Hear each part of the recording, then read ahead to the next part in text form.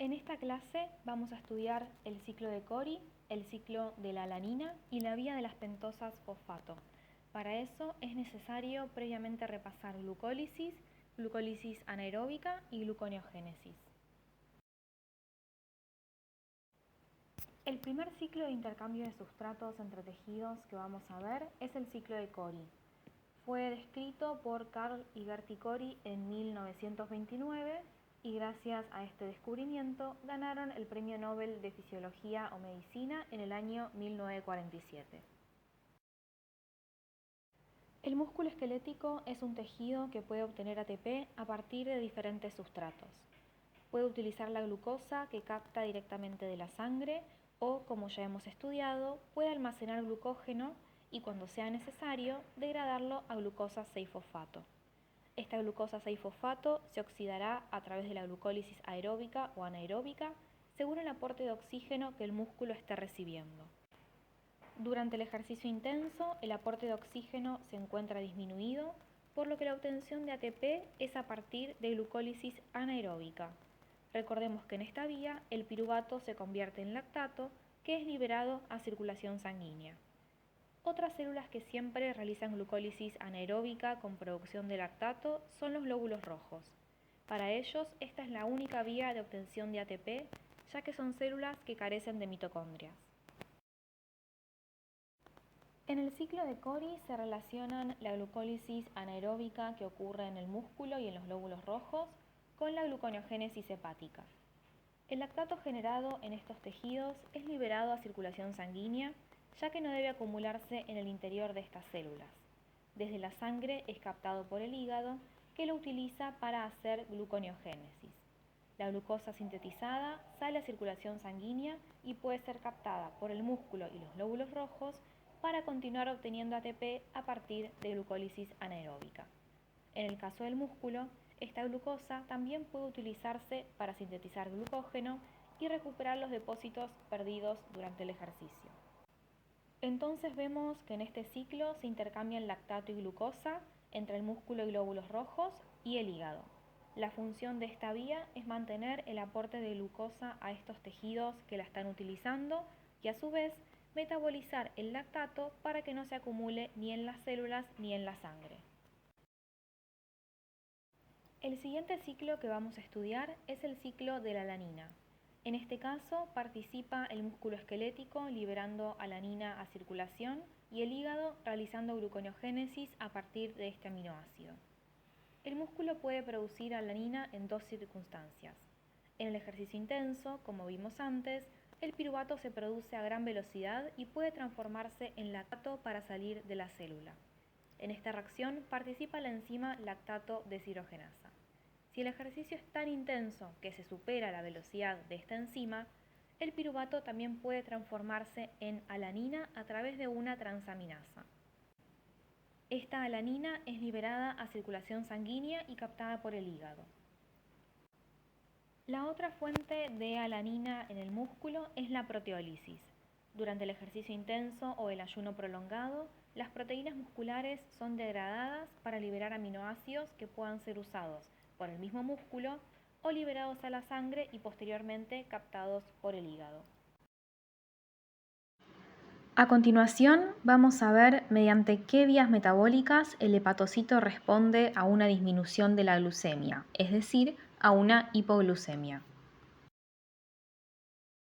Como ya vimos cuando estudiamos gluconeogénesis, los tres precursores gluconeogénicos que el hígado puede utilizar son alanina, lactato y glicerol. Estos ingresan a la vía gluconeogénica en distintos puntos. El lactato, cuyas fuentes de producción ya repasamos, una vez dentro del hepatocito se transforma en piruvato mediante la enzima lactato deshidrogenasa. Una vez convertido en piruvato, continúa la vía gluconeogénica. En el ayuno prolongado, que estudiaremos en detalle más adelante, los triglicéridos almacenados en el tejido adiposo se hidrolizan y se liberan a circulación sanguínea, tanto los ácidos grasos como el glicerol. El glicerol ingresa al hepatocito y luego de las reacciones correspondientes es transformado en dihidroxiacetona fosfato. Como ya sabemos, es un intermediario de la gluconeogénesis. es decir, que el glicerol ingresa a esta vía a la altura de la dihidroxiacetona fosfato. Algunos aminoácidos, entre ellos la alanina, pueden ingresar a la gluconeogénesis a la altura de piruvato o de oxalacetato por reacciones de transaminación.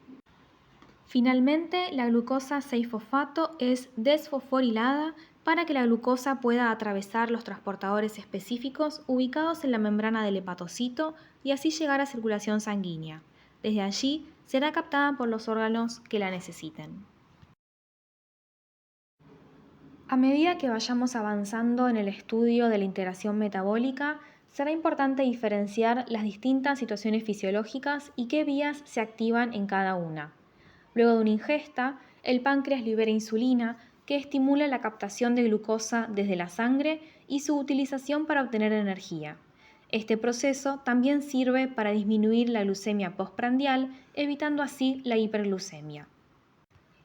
Durante el ayuno, cuando la glucemia disminuye, el páncreas libera glucagón para activar la glucogenólisis y luego la gluconeogénesis hepática y así mantener los niveles de glucosa sanguínea. Pero, ¿qué sucede si la cantidad ingerida de glucosa excede los requerimientos energéticos y también supera la capacidad de almacenamiento de glucógeno hepático y muscular? Una parte de esta glucosa será transformada en grasas para reserva. Otra parte ingresa a la vía de las pentosas fosfato.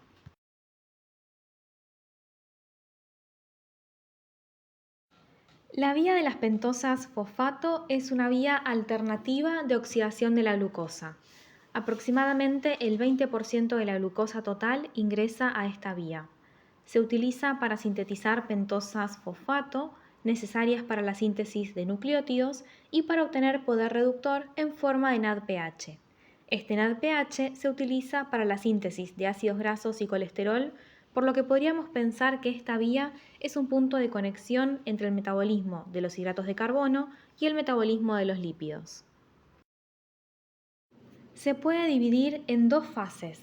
En la fase oxidativa se genera NADPH y las reacciones son irreversibles. En la fase no oxidativa se generan las pentosas fosfato y es reversible. En esta diapositiva podemos ver el esquema general de la vía y algunos de los productos que se pueden desprender de ella. En la primera reacción, la glucosa 6-fosfato se oxida a 6-fosfogluconolactona mediante la enzima glucosa 6-fosfato deshidrogenasa. En esta reacción se produce la primera molécula de NADPH y también es importante ya que es la reacción regulable de la vía. En la segunda reacción participa la enzima fosfogluconolactonasa para generar 6-fosfogluconato.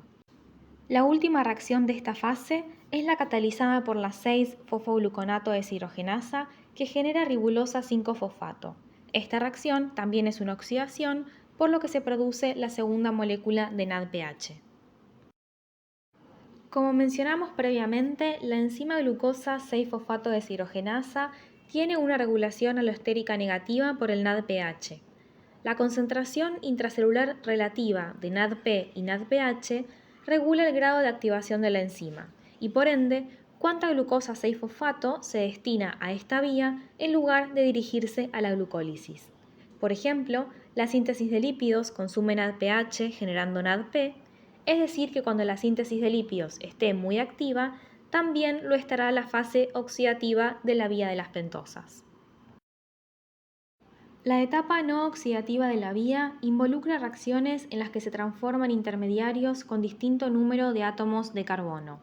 La ribulosa 5-fosfato se puede transformar en cirulosa 5-fosfato y en ribosa 5-fosfato. Recordemos que esta última es un componente de los nucleótidos. Por otro lado, estas pentosas pueden convertirse en otros monosacáridos de 3, 4, 5 y 7 átomos de carbono. En estas reacciones participan transaldolasas y transcetolasas. Es importante saber que la ribosa 5-fosfato puede transformarse en gliceraldehído 3-fosfato y fructosa 6-fosfato, que son intermediarios de la glucólisis. Esto permite derivar la ribosa 5-fosfato hacia la glucólisis para la obtención de ATP en los momentos en los que la célula no necesita ribosa 5-fosfato. En este contexto, en el cual la célula necesita NADPH pero no ribosa 5-fosfato, el balance de la vía es el siguiente. 3 moléculas de glucosa 6-fosfato permiten la obtención de 6 moléculas de NADPH con la producción final de 2 moléculas de fructosa 6-fosfato y una de gliceraldehído 3-fosfato. La glucosa 6-fosfato es un intermediario metabólico de varias vías. Su destino dependerá de las necesidades de la célula en el momento determinado. La célula puede estar necesitando NADPH, ribosa 5-fosfato y o ATP. Si necesita NADPH, por ejemplo, para la síntesis de lípidos, la glucosa 6-fosfato ingresará a la vía oxidativa de la vía de las pentosas.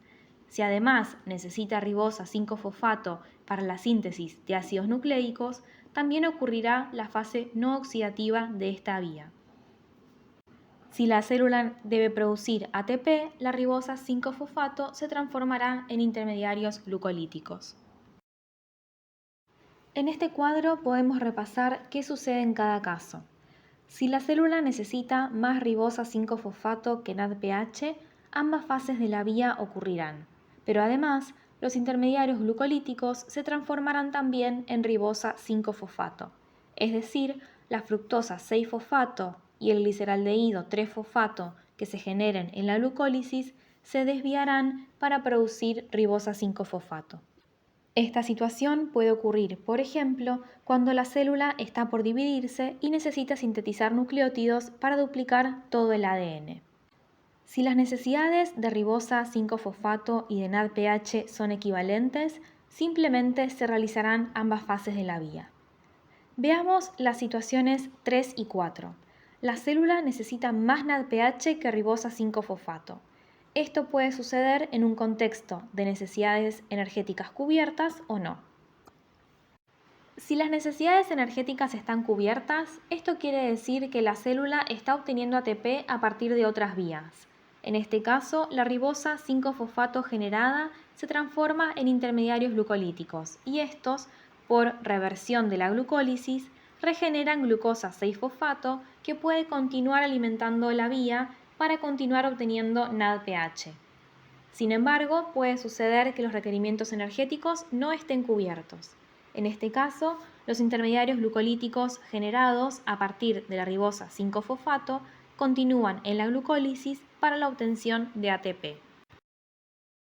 Ya conocemos la importancia de la ribosa 5-fosfato para la síntesis de nucleótidos.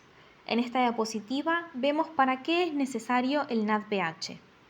También llamado NADP reducido, es utilizado para vías de biosíntesis reductivas. En el hígado se utiliza para la síntesis de colesterol, ácidos biliares y ácidos grasos. En el hígado, tejido adiposo y glándula mamaria es necesario para la síntesis de ácidos grasos. En las glándulas suprarrenales se sintetizan hormonas esteroideas tales como mineralo y glucocorticoides. En los ovarios se producen estrógenos y progesterona y en los testículos testosterona. Todas estas hormonas son esteroideas derivadas del colesterol. El NADPH también es necesario para el correcto funcionamiento de mecanismos de detoxificación, tales como el citocromo P450. Más adelante en la cursada también estudiaremos estrés oxidativo y mecanismos antioxidantes y retomaremos esta función del NADPH.